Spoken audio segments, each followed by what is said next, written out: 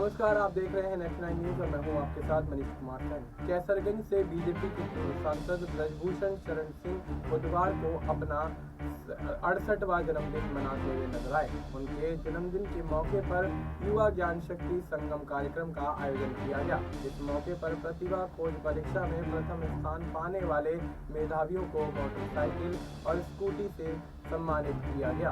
पूर्व सांसद ब्रजभूषण शरण सिंह ने मीडिया से बातचीत करते हुए कहा कि एक संगम अभी इलाहाबाद कुंभ में चल रहा है और एक छोटा मोटा संगम हमारे यहाँ चल रहा है। उन्होंने कहा कि हमारे यहाँ नंदिनी नगर के प्रांगण में नॉर्थ ईस्ट को छोड़कर के ऐसी कोई जगह नहीं बची है जहाँ के लोग मुझे आशीर्वाद देने के लिए ना आए हों। ब्रजभूषण शरण सिंह ने कहा कि देवी पाटन मंडल तपस्वियों की भूमि है।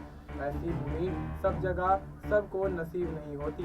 मैं इस बात को बड़े गर्व के साथ कहता हूँ, लेकिन गोंडा बहुत पूर्ण भूमि है। गोंडा के बिना अयोध्या अधूरी है और अयोध्या के बिना गोंडा अधूरा है। हमारा देवी पाटन मंडल अधूरा है।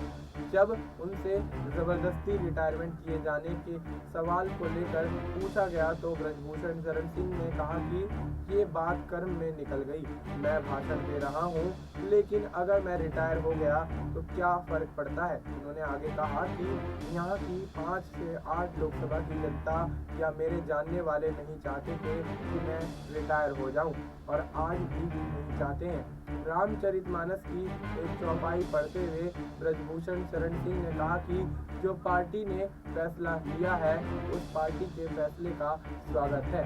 मिल्कीपुर में विधानसभा उपचुनाव को लेकर उन्होंने बड़ा दावा किया है और कहते हुए नजर आए कि वहां से भारतीय जनता पार्टी की जीत होगी। दिल्ली विधानसभा चुनाव में पूर्व सीएम अरविंद केजरीवाल के जरिए किए जा रहे वादे पर ब्रजभूषण शरण सिंह ने अपनी तीखी प्रतिक्रिया को व्यक्त किया है। उन्होंने कहा है कि दिल्ली हमारे देश का मुकुट है, हमारे देश की राजधानी है। दुर्भाग्य है कि 10 साल से एक फ्रॉडिया दिल्ली पर कब्जा करके बैठा हुआ है, जिसको लेकर दिल्ली के विकास से मतलब ही नहीं है। ऐसे में ब्रजभूषण शरण सिंह ने आगे ये भी कहा कि दिल्ली सरकार पर निशाना साधते हुए वह कहते हुए नजर आए कि उन्हें दिल्ली की सफाई या गंदगी से नहीं मतलब है और न ही यमुना से या पढ़ाई लिखाई से मतलब है। उन्होंने आगे कहा कि अब दिल्ली की जनता को फैसला लेना है। मेरी नज़र में अरविंद केजरीवाल फ्रॉडिया है।